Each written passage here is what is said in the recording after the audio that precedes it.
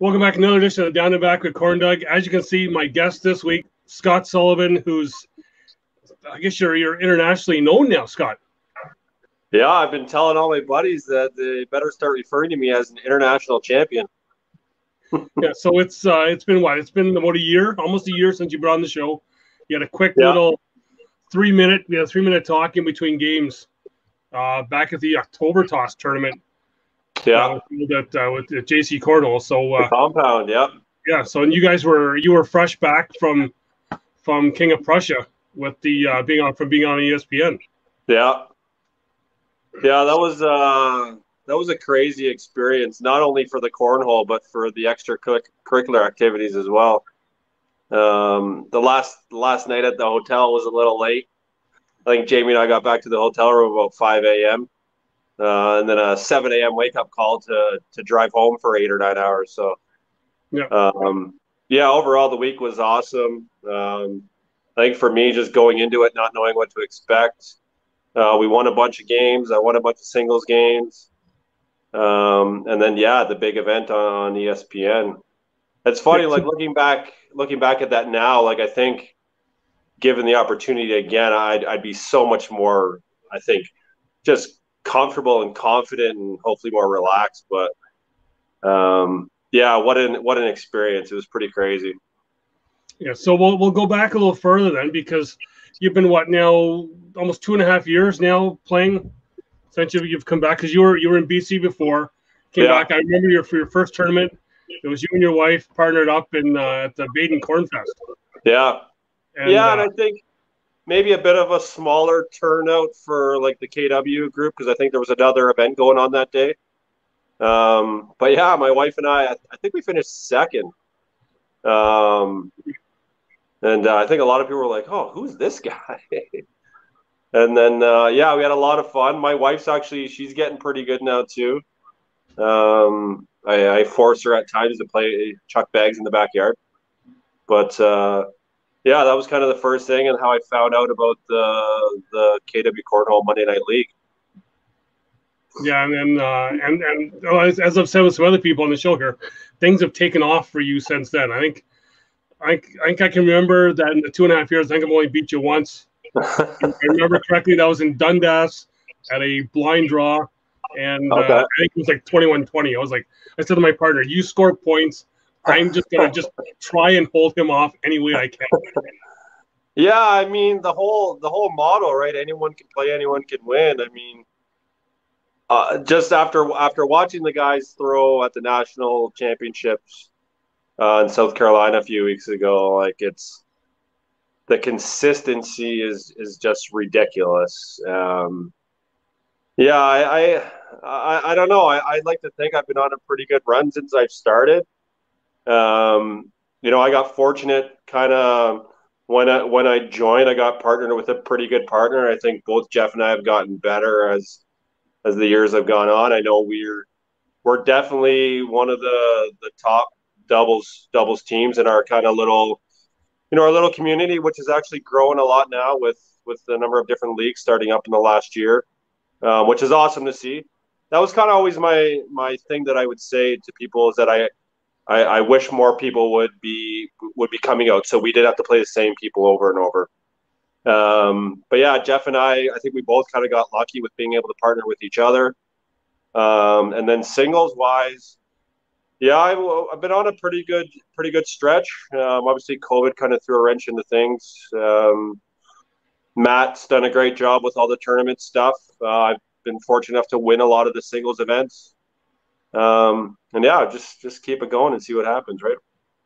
Well, my one thing is, and I've talked to some other people about this, is with you, your mental game is strong. You're able to just focus on that board, and people really got to see how you can focus during the ACL virtual international when your neighbors tried everything they could to distract you.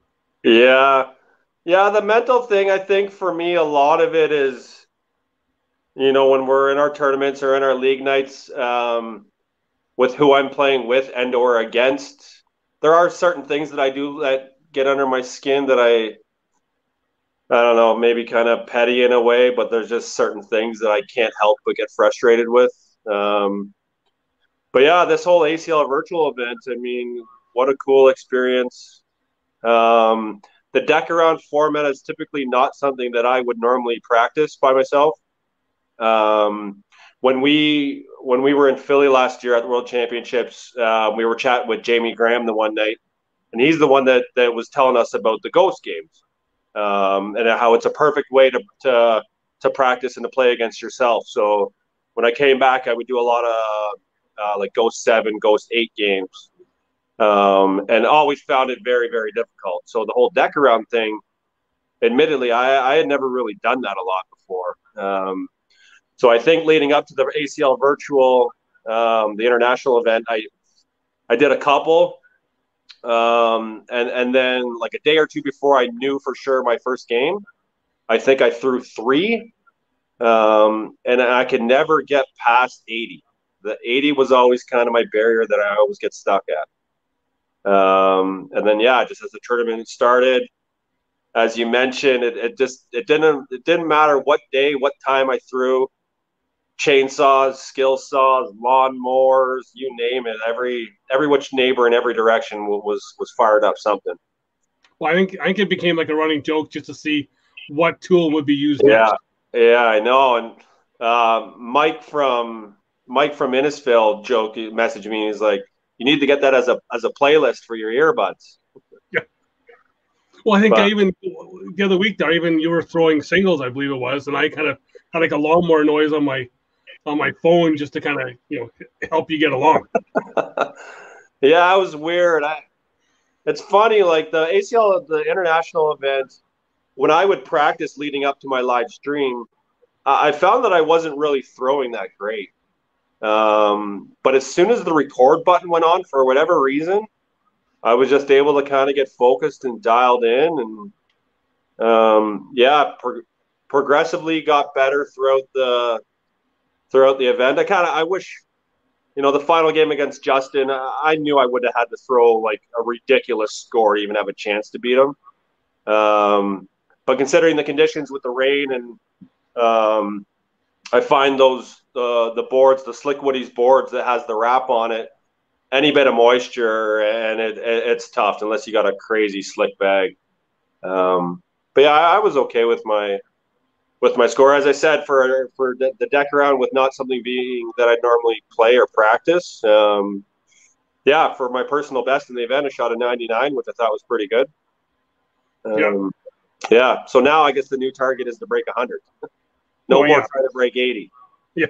I'm still. I broke 53 for the first time Okay. the other day. So it just shows where I'm at with you. Where that Yeah. one win is. That's where I put that on the wall.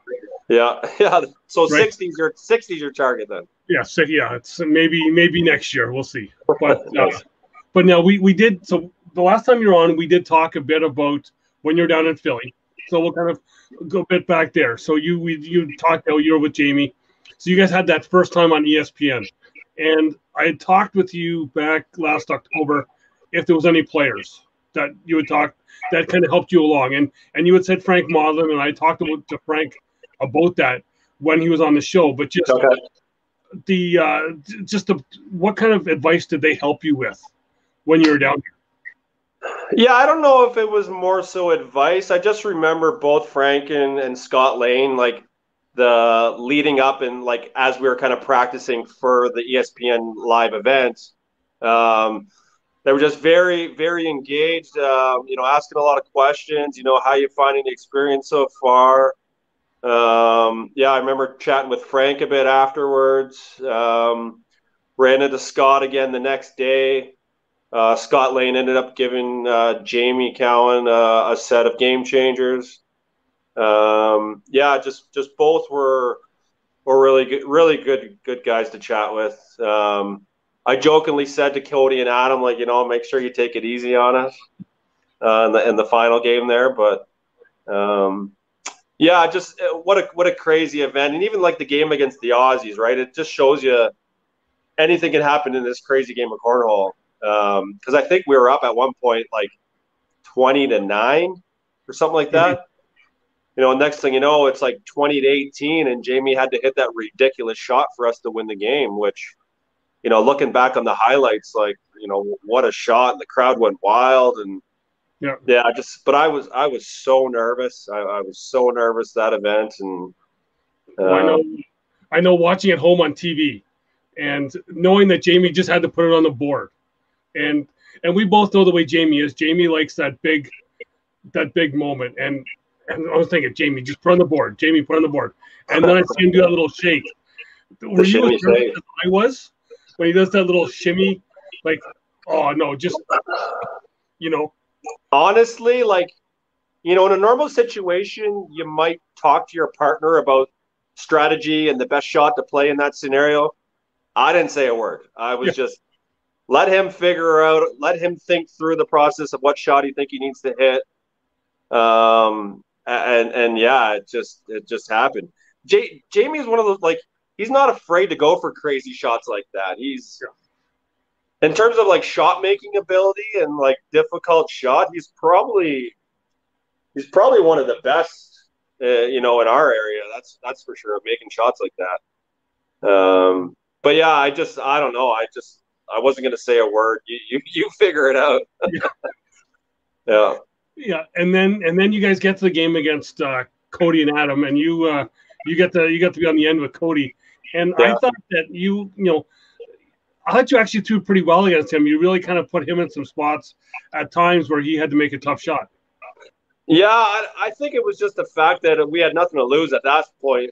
At that point, right? Like, my big thing was, and nothing against the Aussies, I just really wanted to beat the Aussies. That was my thing, and I think leading up to it, I put so much pressure on myself to try and perform, but I was just so nervous. I was so nervous.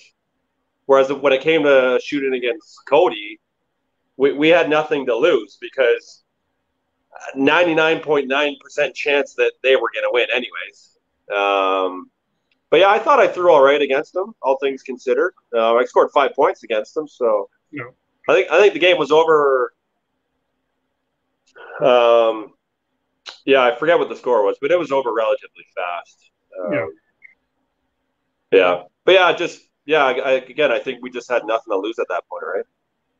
And I know for myself, after you had that experience down there, you came back and you were just that much better than what you were before you went, because you had it's a whole thing of being down there, being with those better players, being able to communicate and play against better competition. Yeah. And so it's funny, like, even, after hearing about your guys' experience the year prior to that in North Carolina, I think, right? Yeah. Yeah, we were in Cherokee. Yeah. Cherokee, yeah. And just knowing that the fact, just the way the system and the points were laid out at that time that you guys, played advanced, and just hear the stories about the shit kicking. So we went down there, like, okay, well, let's play social and see where our skill levels are against those players, right? But it was very evident there was a lot of people in social that shouldn't have been in social. That's for sure. And I know that's almost impossible for the ACL to regulate. But yeah, I think of the four of us that went down, I think at least three of us won at least one singles game. I think I went 3-2 in singles. Steve and I had a crazy game down there. But yeah, overall, I think just the experience from that, watching the really good players play a lot, playing in a bunch of different random blind draws that they were running, even the conference event. So I played singles for our conference team, which we were short a few players anyways. We didn't make up a full 16-man roster. Yeah. 16-woman roster. So I ended up playing singles for our team. And I played against, I think his nickname is Tornado. Chris Tornatola.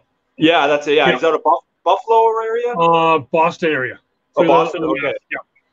So I played singles against him, and my other singles game was against AJ Sims. Okay. So I had seen AJ throw on ESPN before. First time I had ever met Chris. But I was actually beating Chris for a good chunk of our singles game. And then he just came on, near the end it ended up beating me. I know AJ beat me fairly easy, but I did still score some points against him. So just having those two experiences, and yeah, just the overall atmosphere, right? It's just nonstop bags, just the thud of the bag hitting the board, for 5 straight days it was pretty neat to see. Yeah, and then like I said, then you came back, and if anyone watches the urine review show that I did, it was just you and Jeff. It was like I can just say, okay, yeah, first place again is Jeff and Scott, because you guys just ran the table with almost everything. Yeah, as I said, a lot of it is maybe kind of luck with how we kind of got partnered up right away. He was a relatively new player. And didn't really have a consistent doubles partner. And then when I joined the league, I know the very first tournament, did I partner with you actually in St. Clements? Actually, yeah, we did. Yeah, we were partnered up. Yes, we were. Yeah. Because your partner Corey was away. Yeah, he was away. Yeah. So it was at that tournament where I think I asked Jeff, because I think Jeff partnered with Dickie. Yeah. So it's just that I think that maybe that tournament, him and I got to talking, and one thing led to another. We're like, well, let's just try it out, and let's be partners. And yeah, I think it's worked out well. We've won, I think, the majority of the events. Not to sound cocky or arrogant. That's just I think we've been fortunate enough to play well. And the thing with Jeff and I find if one of us is kind of struggling or having a bad game, the other one's typically pretty on their game. But then when we both line it up, I think we're tough to beat. Oh yeah, there's from watching you guys, it's not often that one of you guys is off, because you guys you're both pretty on there all the time. Yeah. Yeah, I mean, when you're on, you're on, but when you're not making shots, everyone knows how frustrating it can be, right? Yeah. So going into bag choice now, so you're throwing the Oktane bags. Yeah. So what is your favorite of the Oktane bags? So I pretty much have only been using hole shots. I think maybe part of it is mental now, with the fact, like, when it seemed when I joined the league, a lot of people had slide right bags, like the traditional slide right bags. I don't know the reason for that. So that's what everyone was using. So that's what I bought. Yeah. And then when Matt started Oktane, I was like, okay, well, what's your comparable? And it was the hole shots. Whereas now, just with the hole shots, for me, it was always about the feel of the suede on the bottom, throwing airmails for me. Anyways, I just like the feel in my hand of the suede. Excuse me, the suede stick side on the bottom of the bag. But I've been using these other ones from Matt lately. These, I think they're technically, I guess, a prototype. Yeah. But I don't know, whatever he's done, I love it. I absolutely love it. Yeah, I think he's almost waiting on you to maybe name them. Yeah, I got to come up with something more creative than I think I was something about the international. Yeah. Yeah, I don't know. I forget what I had mentioned to him about, calling it the International Series or something like that. Mm-hmm. So now going on to the International Invitational, you actually played those, surprisingly how good those European players were, because I've had a couple of them on the show, and there's, I know Kalle Akishin, that was his first time playing with that type of bag. Okay. With the stick inside. So they really adapted to those newer bags, but just the skill that some of those players had, I think Europe is probably the next big thing. Yeah, I mean, so the only person I really knew from before was Goonie Wrights. I'd seen some of his stuff on Facebook. He added me to Facebook a year or so ago.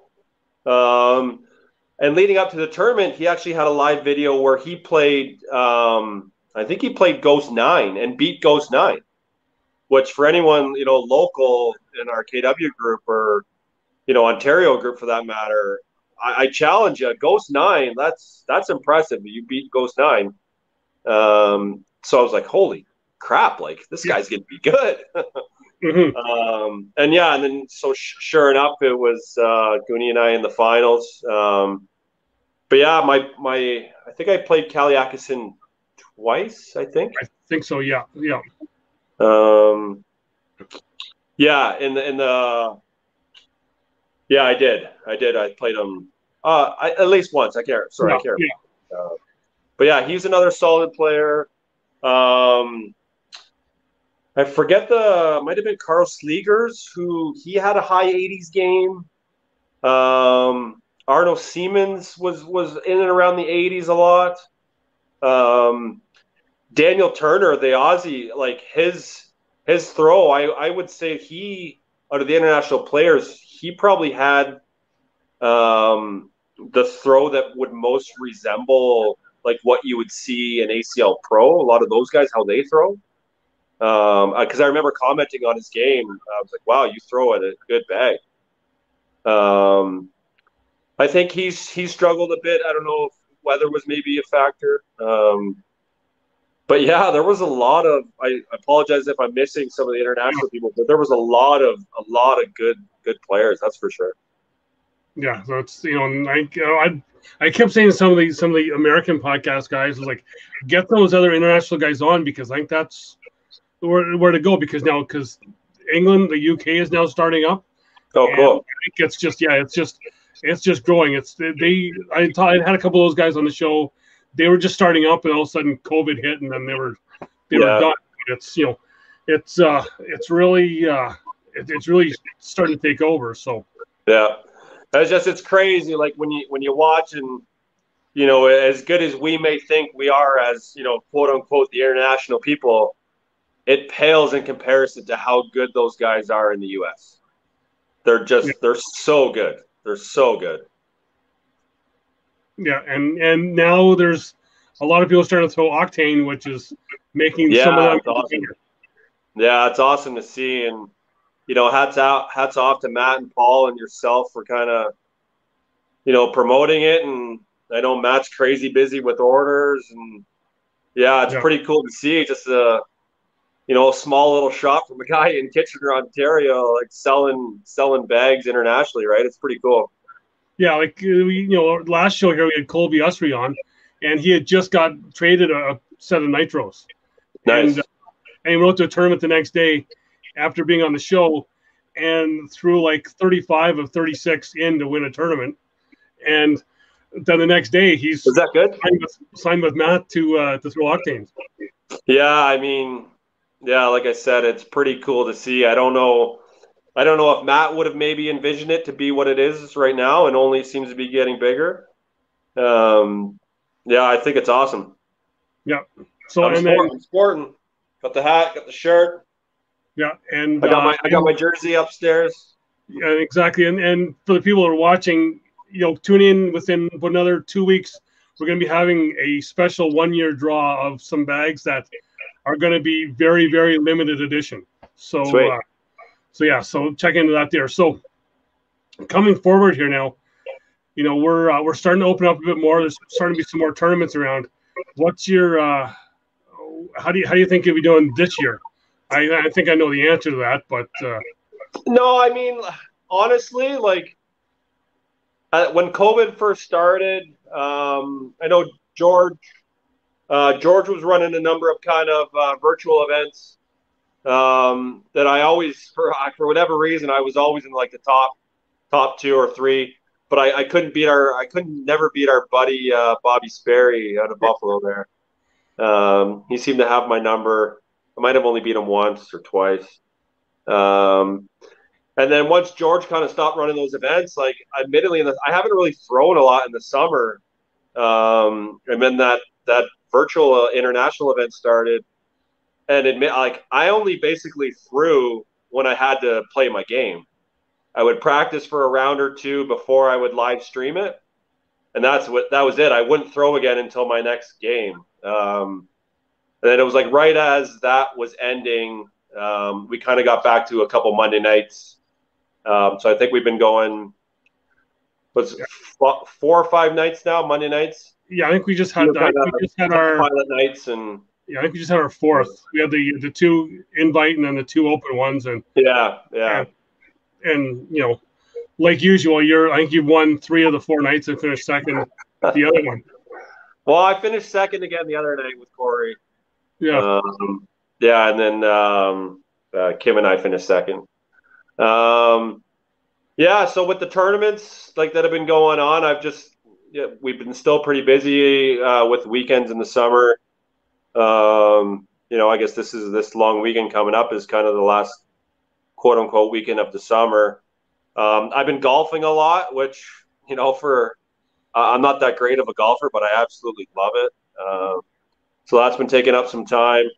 So in terms of the tournaments, I don't know if I'll be playing much, to be honest, until everything, by the sounds of it, gets ready with a new league starting up in January. Yeah, so we'll see how it plays out in terms of what tournaments come up where. But I know there's been it's cool to see some stuff going on in Barrie, Muskoka, another new league in Welland. So yeah, it's awesome to see just the more and more leagues pop up around our area. By the sounds of it, with what Matt and the other kind of I guess league presidents, I don't know what you call them, league directors. Some cool things and exciting things for 2021 in terms of like what's going on with cornhole in Ontario. So and even that part kind of gets me excited. And even not just in Ontario, like I know talking with Sean in Newfoundland, he's now started up.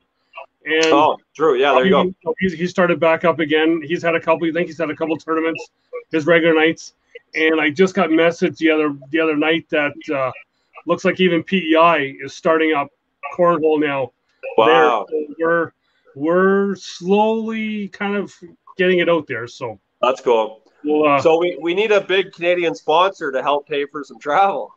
Exactly. Yes, we just got to figure that out, and we'll be fine. And then we need all our companies to give us more holidays. Yeah, that's the next thing. Yeah. So I want to thank you for coming on here and talking cornhole, and because I know we had talked before about trying to get you back on again, and now we finally got it, letting people see just who you are after seeing you throwing deck arounds and on ESPN last year. So yeah, perfect. Thanks, and I know you can check out Al Scott's stuff on Oktane. I know Matt's got some info on there about you as well too on the website, and look for Scott's soon to be named bags, I guess, on the Oktane website. Yeah, we got to figure that out for sure. Yeah. So again, yeah, thanks again. If you're watching the show, make sure you hit the like button, hit the subscribe button, and just all the other episodes are on there. I know I reposted the first one with Jamie. I'm getting your episode, your first one, is getting ready to come back on again. So perfect. We'll get that all out there. So thanks everyone for watching, and stay safe this weekend. Throw some bags. I know I got my partner Corey and I we're going to be throwing some bags at an undisclosed location, trying to get better to take Scott out on Monday night. Hopefully, if we're back playing. There you go. Yeah. I appreciate it. Thank you. Okay, so yeah, thanks everyone watching. See you next week, and just have some fun throwing bags, and check out OktaneCornhole.com and get yourself some new bags and some hats. I know Matt's getting some new hats coming in, and some new shirts. So take care. See you next week. Perfect. Thanks, Doug.